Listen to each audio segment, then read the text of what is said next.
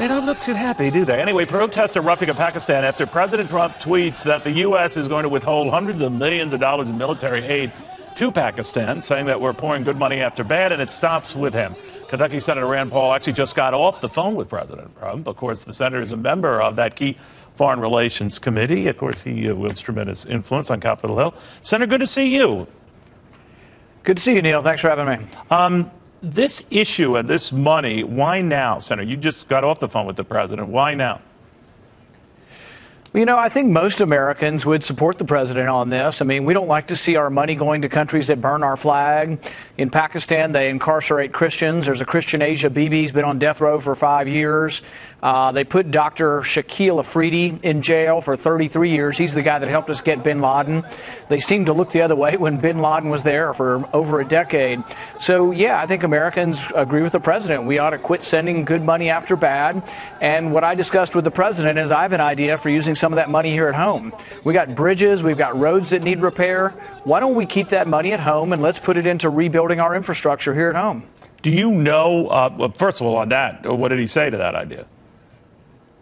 Well, I don't like to characterize what he tells me personally, but I can tell you that he's talked a lot about infrastructure, and he also has talked a lot about not liking money going to Pakistan. So I think he'd probably be receptive to it. And I did tell him we'd introduce it next week. And so we'll see. We'll see what the administration says. But I think it's very, very popular with the people. But it's one of those things that if you walk around Washington and talk to people, nobody in Washington is for keeping any of that money at home. They would send more money than you can imagine everywhere in the world, but they never will consider keeping any of it at home. But President Trump has said repeatedly during his campaign, throughout his presidency, that we need to spend that money here at home. And I'm going to put legislation out there, and let's see if we can get Congress to vote on spending some of that money here. You know, when you were running for president, to say nothing of your senatorial career, you also had serious questions about the billions we give abroad and to get little of it back, certainly even in respect, let alone, thanks.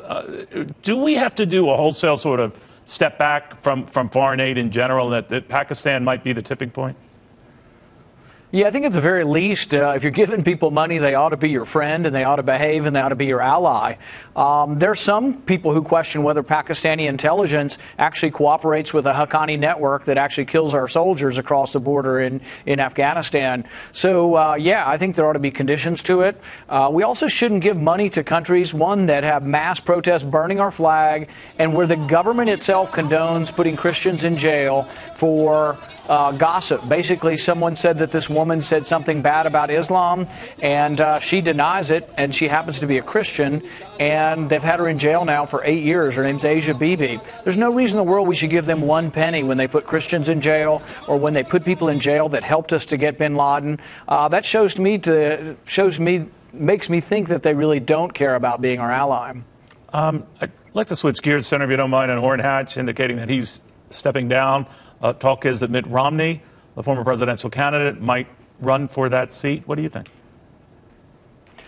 Well, you know, I've gotten to know Senator Hatch over the past 6 years or so, and I'd say there's probably not a finer gentleman in the Senate. Doesn't mean we always agree, but I tell you what, I've never had a disagreeable word with him. He is really one of the very fine gentlemen and well-intentioned and good-meaning people that we have in our Congress. You know, a lot of times people want to badmouth who their elected officials are. He's one of the guys that you'd be hard-pressed to try to say a mean word about him because he's such a nice guy. What about Mitt Romney if he gets that? You know, I don't know who will run. I've met Mitt Romney before. I don't know whether in Utah they'll hold it against him that he, ran for, was the governor of another state, across the country. A lot of those things would have to be decided over time. There's a great deal of allegiance to religion in Utah, maybe more so than regionality, whether you're from Massachusetts or not. I don't know. It'll be interesting to see what happens, but it's a very competitive Republican state, so I would assume there'll be several people joining the fray would be my guess. So even if Mitt Romney were to run, you wouldn't be surprised if others decided to challenge him? No, and in fact, my good friend Mike Lee went up and took on a sitting senator out there, and a lot of times their primary is actually a convention where only a couple of thousand people vote, and so a lot of times conservatives have a bigger impact in Utah than many places because the conservative activists are the ones a lot of times that show up for their conventions. Do you think Mitt Romney is a conservative?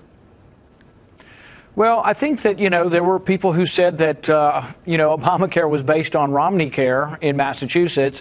It's very expensive and a government-directed health care sort of plan that most conservatives don't agree with. So I think that would have to be sorted out by those in Utah, whether he's conservative or not. I would say some aspects, particularly of Romney Care, are really aspects of big government health care that might not, fit very well with conservatives in Utah. We'll see. My immediate thought was how anyone could build a bridge after the acrimonious relationship, of course, the former governor and presidential candidate had with President Trump. You guys, that is you and President Trump, also had an acrimonious relationship. You have a very good working relationship now. What do you think? I think that, perhaps. I don't know about their personal relationship. I can comment on mine. Yes, we fought tooth and nail in the presidential primary. We may have both said some things that we'd just soon forget now. But, there are a lot of things that I agree with President Trump on very strongly. Sending money to Pakistan, that being a mistake, that the Iraq War was a mistake. And so, really, President Trump comes from a wing of the party that really strongly represents a lot of the things that I've said. And so it's been easy for me, I think, to get a good relationship with him. Over time, because there's a lot of things we agree with. Right. Marco Rubio was talking over the weekend, Senator, about the tax cut package that Republicans crafted and, mused that maybe it was a little bit too generous to corporations. What do you think? I think the thing is people get confused about tax cuts. So let's say you pay $1,000 in taxes and we give you a 99% cut. So you get a $990 tax cut.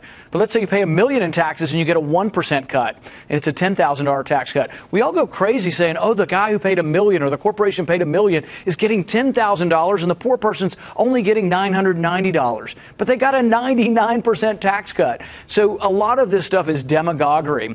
And I would say, and I'm not saying that with regard to Marco's comments because I haven't heard them, but I am saying with regard to the idea that the rich got too much and the poor didn't get enough, this tax cut is heavily weighted towards the middle class and the working class. Every working person in the country in February is going to see more money in their check. And I think that's what we should be doing, is leaving more money in the hands of those who work hard for it. And I think there was a lot of corporate tax cut here. I would like to see more on the individual side, but I don't want to see less on the corporate side. I think we did a good job on the corporate side. If we get economic growth, which many of us think we will, I'd like to come back in a year and do more on the individual side, particularly at the top 1% and top 5%, because they pay most of the taxes. Senator, how are you feeling? Much better. It's been a rough couple of months, and, had I been any less good shape, I think I had a really tough time. And even as it was, I had a great deal of difficulty for the first probably month and a half, but now I'm trying to get back to normal. Well, that's good to hear. Senator, thank you for taking the time. Thanks, Neil.